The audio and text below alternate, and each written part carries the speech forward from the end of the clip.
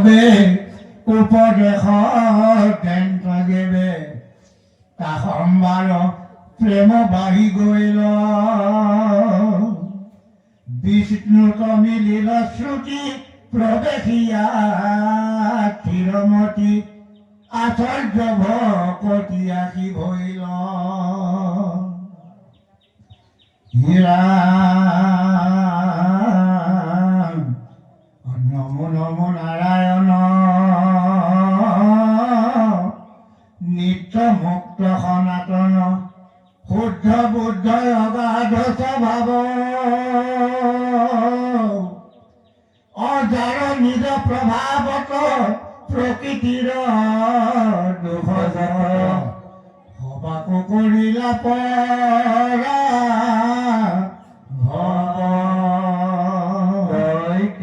গুৰুত্বপূৰ্ণ উপদেশ এইডাল যে গছ দেখিছে ই এসময়ত মানুহ হৈ আছে এইটোৰ মতে কৈ আছে ইয়াতে কি কৈছে বৃক্ষ পক্ষী পশু জন্ম হুৱে নানা ভিন্নে ভিন্ন লোভে দুখ আতি বিপৰীত তাৰ অৰ্থটো সৃষ্টিৰ প্ৰাৰম্ভতে যেতিয়া জীৱাত্মাবোৰ ভগৱানৰ ওচৰৰ পৰা আঁতৰি আহিছিল কান্দি কান্দি আহিছিল ভগৱানে কৈছে মই সৃষ্টি কৰিম তোমালোক মোৰ লগতে আছে জগতক সংহৰি সতি আছা নাৰায়ণ প্ৰথম নিশ্বাসতে বাজ হইল বেদগণ তেতিয়া জীৱবিলাকে কান্দিছে প্ৰভুৱে কৈছে চিন্তা নকৰিবা পৃথিৱীলৈ যোৱা তোমালোকে যেতিয়া মনুষ্য জন্ম হবা মোক ভজনা কৰি মোৰ তালৈ গুচি আহিবা এই জীৱবোৰে কি হল মনুষ্য জন্ম পালে হৰিক ভজনা নকৰি আকৌ বৃক্ষ লতা পশু হৈ গল পাও মোৰ আচন্তে নগৈলো ক্ষেত্ৰস্থান মূৰ পাও ভৈল বৃক্ষ শিপাৰ সমান কৃষ্ণই যে অৰ্জুন ভঞ্জন কৰিছিল সেই অৰ্জুন কোন আছিলে কুবেৰৰ পুত্ৰ মণিগী বাৰু নল এই গছজোপা কোন আপুনি মইতো নাজানো বৃক্ষ তাৰপিছতে যে পশু চাব দেই কুকুৰবিলাকৰ তিলক লক্ষ্য কৰিছেনে আপোনালোকে কুকুৰবিলাক চাবচোন চব ভকত আছে জয় কৃষ্ণ অধিকাংশ কুকুৰ যোৱা জন্মৰ ভকত তিলক আছে যিটো তিলক নাই সেইটো মই গ্যাৰান্টি ক'ব নোৱাৰিম এইটো অৰ্জুন গীতা বুলি এখন গীতা আছে আমি কৃষ্ণ গীতা পঢ়িছোৱে ভূমি গীতা আছে যম গীতা আছে ধৰণী গীতা আছে অৰ্জুন গীতাত পাব তিলক থকা কুকুৰবিলাক যোৱা জন্মৰ এজন ভকত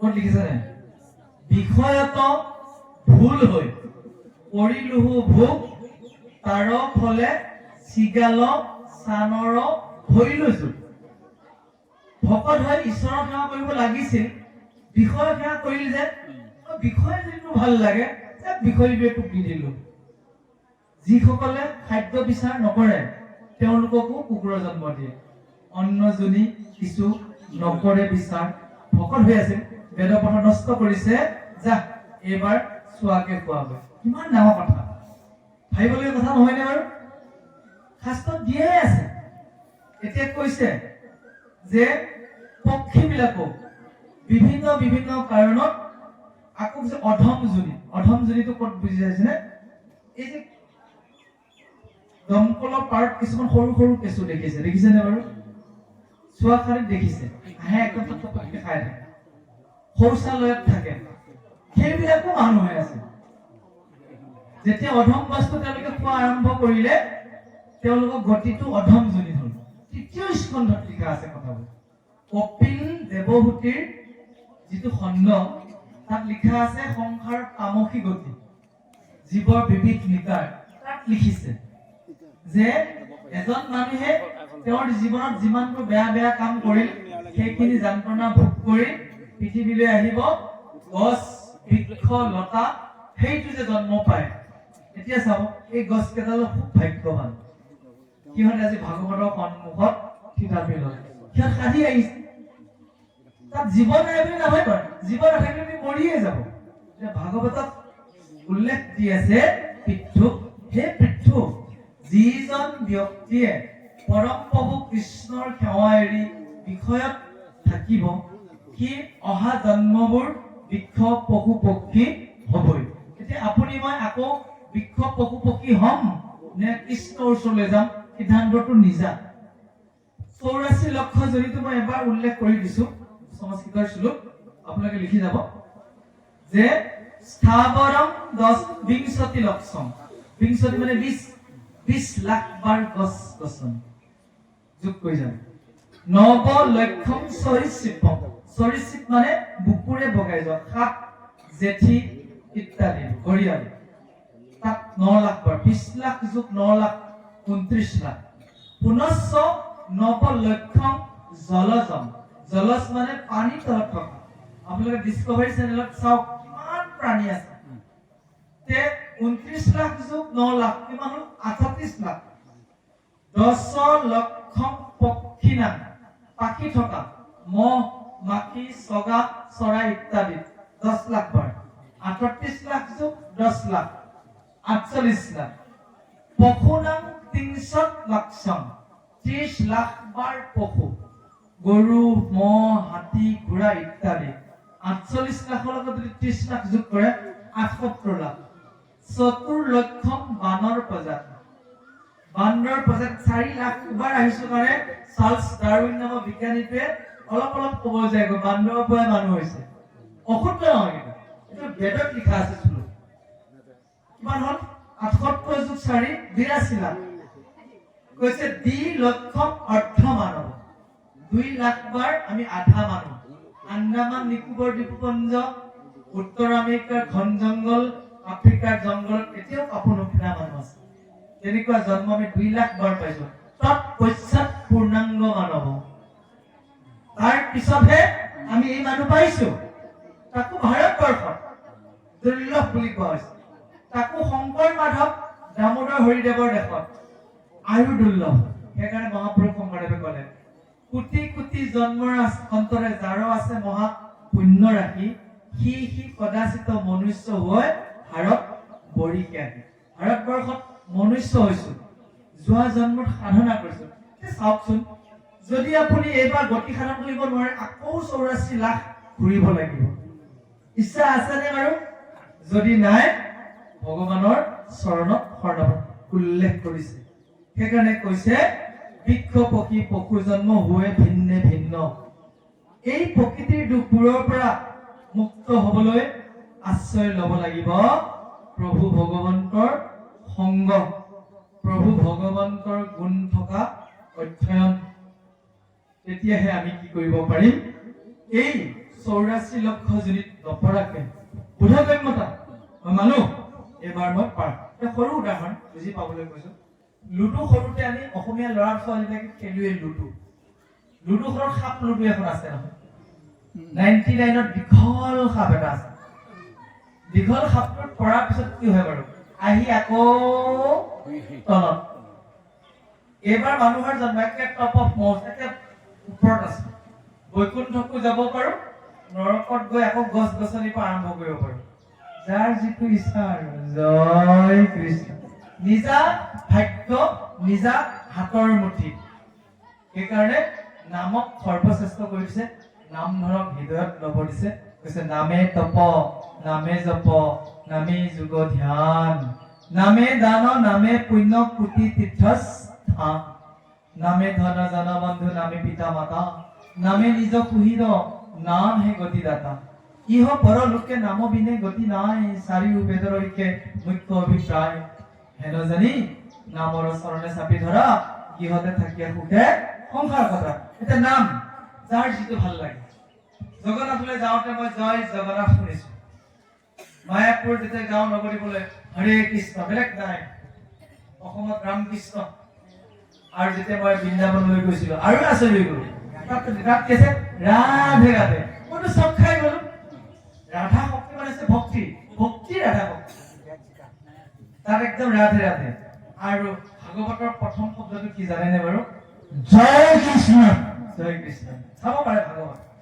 জয় জয় কৃষ্ণ কৃপা ময় মহেশ্বৰ, যাৰ আজ্ঞা হিৰে মহে ব্ৰহ্মা হৰি। দশমখন উলিয়াওক। প্ৰথম শব্দ কি? জয় কৃষ্ণ। আৰু সেইকাৰণে ভাগৱতৰ সন্মুখত যদি জয় কৃষ্ণ ধ্বনি দিয়ে, যেনেকৈ আমাৰ এতিয়া মেট্ৰিক পৰীক্ষা দিব আৰু কোনোবাই এতিয়া ৰিজাল্ট দিব আৰু কেইদিনমানৰ পিছত কোনোবাই ফাৰ্ষ্ট ডিভিজন পাছ কৰিছে কোনোবাই ছেকেণ্ড ডিভিজন পাছ কৰিছে কোনোবাই ফাৰ্ষ্ট ডিভিজন লেটাৰ পাইছে ডিষ্টিংশ্যন পাইছে কোনটো ডাঙৰ বাৰু লেটাৰটো ডাঙৰ ডিষ্টিংশ্যন ডাঙৰ আৰু ষ্টাৰ পাইছে যে ডাঙৰ ঠিক সেইদৰে ভাগৱত শ্ৰৱণ কৰি চব আজি ফাৰ্ষ্ট ডিভিজন লেটাৰ পাবলৈ হলে এবাৰ জয় কৃষ্ণ ক'ব লাগিব তেতিয়াহে লেটাৰ জয় কৃষ্ণ জয় কৃষ্ণ বুজিব পাৰিছেনে ভক্তিৰ ঘৰত জমা হৈ যাব কীৰ্তনৰ ক'ত আছে জানেনে অজামিল উপাখ্যান লিখিছে হৰিৰ চৰণ চিন্তিয়া বেৰাঐ হৰি নাম লৈ ডাকি সিদ্ধ মুনিগণে প্ৰশংসা কৰে তাহাংক স্বৰ্গত থাকে যিসকল ব্যক্তিয়ে ভাগৱতৰ সন্মুখত জয়ধ্বনি দিব তেওঁলোকক প্ৰশংসা কৰে বাহ কলিযুগৰ ভকত ভক্তিৰ লগত তেওঁলোকে ধৰ্ম সংযোগ স্থাপন কৰি বৈকুণ্ঠলৈ যোৱাৰ প্ৰস্তুত আপোনালোকে কিতাপখন মেলি প্ৰথমতে আছে তাতে লিখিছে ভাগৱতখন হৈছে ভগৱানৰ অৱতাৰ কৃষ্ণই বৈকুণ্ঠলৈ যোৱাৰ সময়ত নিজৰ শক্তি ভাগৱতত দি গ'ল সেইকাৰণে তেন এনং বাংময় মূৰ্তি সেইকাৰণে কলিযুগত যিদৰে দাপৰত কৃষ্ণ ভগৱান কলিযুগত ভাগৱত ভগৱান সবাদাত কীৰ্তনত দৰ্শনত পাপন আছে ভাগৱতখন যদি দেখাও পায় ভাগৱতখন যদি শুনাও পায় ভাগৱতখন যদি পঢ়েও তিনিজনে গতি পাব সেয়েহে মাজে মাজে জয় কৃষ্ণ ধ্বনিটো দি লেটাৰ মাৰ্কছটো ল'ব জয় কৃষ্ণ জয় কৃষ্ণ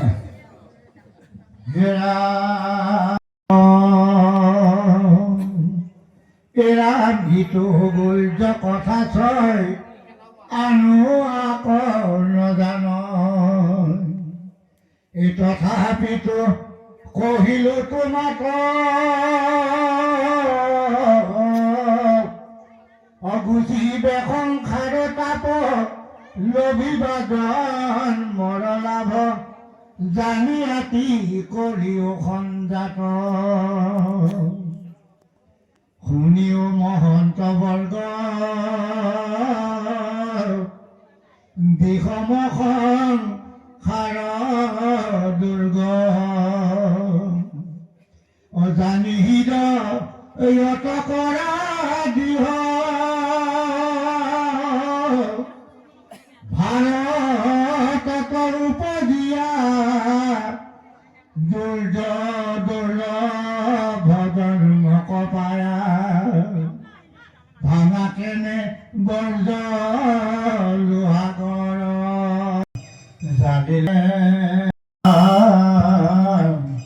জানিলো তোমাক দিনে অনুকূল নাহিয়ান ইটো ঘোৰ কলিৰ যুগ তোমাৰ চৰণ পদ্ম ভজিলো এৰিয়া স্বপ্ন ৰাখা মুখ কায়ৰ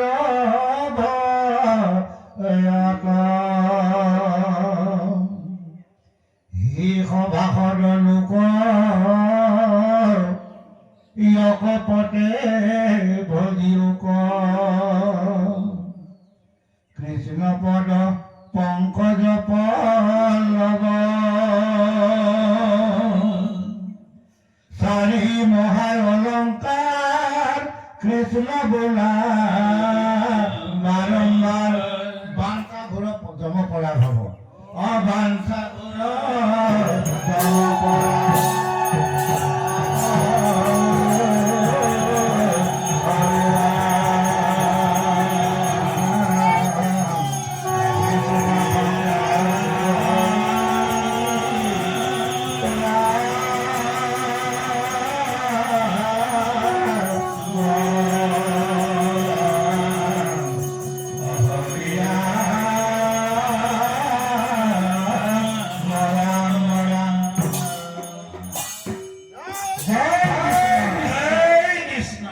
পৰম শ্ৰদ্ধাৰ এই মহান বৈষ্ণৱগণ আজিৰ এইখিনিতে আজিৰ আমাৰ অনুষ্ঠানৰ সামৰণি হৈছে মহাভাগৱত শ্ৰৱণ কৰি আপোনাসৱে যি ভক্তি উপাৰ্জন কৰি আপোনাসৱৰ দৰে ব্যক্তিসকলৰ লগত একেলগে কীৰ্তন কৰি আমিও ধন্য হ'লো অৱশেষত সাধু সংগৰ লগত ৰচিতা খুৱাই এষাৰ বাক্য কৈ আমি প্ৰবচন সামৰিছোঁ। সাধু সংগ আপোনালোকে ভাগৱত এনেদৰে পাতক। ধুনীয়া ধুনীয়া নামঘৰ আছে, বৃহস্পতিবাৰ হওক একাদশী হওক ধুনীয়াকৈ অধ্যয়ন কৰা অভ্যাস কৰিব। এইটো মোৰ ফালৰ পৰা অনুৰোধ। এইখন ভাগৱত আমি যদি একলুটি নুশুনো মানৱ জীৱন ব্যৰ্থ হৈ যাব, প্ৰথম কথা। দ্বিতীয় কথা, ভাগৱত পাতি পাতি যদি সাধু সংগ নকৰে মানুহৰ ভক্তিটো বাঢ়ি নাযায়। তাৰ প্ৰমাণ জাম্বুবন্ত। জাম্বুবন্তই ত্ৰেতা যুগত ৰামৰ লগত সাগৰত সেতু বান্ধি সীতাক উদ্ধাৰ কৰিছিল। ৰামচন্দ্ৰক ভগৱান বুলি জানিছিল, পূজা কৰিছিল। সাধু সংগ যেতিয়া বাদ দি নিজৰ কন্যাগৰাকীৰ লগতে যেতিয়া গাঁতৰ ভিতৰত থাকিলগৈ, তেতিয়া দাপৰত কৃষ্ণ জন্ম হল। সেইজন ৰামে যে সেইজন কৃষ্ণ কিয় চিনি নাপালে? সাধুৰ সংগ কৰা নাছিল। কৃষ্ণৰ লগত যুদ্ধ হৈছে, 28 দিনৰ দিনা ডাঙৰ যেতিয়া ভুকুটো সোধাই দিছে, তেতিয়া জাম্বুবন্তই গম পাইছে, মনত পৰিছে ব্ৰহ্মাৰ কথা, ভগৱানৰ বাহিৰে কোনেও তোমাক যুদ্ধত হেৰুৱাব নোৱাৰে। তেতিয়াই গম পাইছে এইজনেই ৰাম, এইজনেই কৃষ্ণ। অৰ্থাৎ যেতিয়ালৈকে আমি সাধু সংগ কৰিম, ভাগৱত ঘনাই ঘনাই শুনিম, তেতিয়া জানিব আপোনালোকে ডাঙৰ ডাঙৰ ভক্ত হ'ব। আৰু গুৰুজনাৰ সেই বাক্যশাৰে আমি সামৰিছো অপৰাধ দিনাখন বিচাৰি। আগে নিচিনিলো এবেকে জানিলো, তেন্তে তুমি শ্ৰী ৰাম। অজ্ঞানী মোক প্ৰভু কমিউক, চৰণে কৰো প্ৰণাম। হে হে এতে কবুলিয়া নমি জাম্বুবন্তে, আছে কৃতাঞ্জলি কৰি। শুনা হৰে বজানা নেৰিবা কীৰ্তনা, ডাকি বোলা হৰি হৰি। তাকে সকলোৱে কি বুলি কৈছো আজি? জয়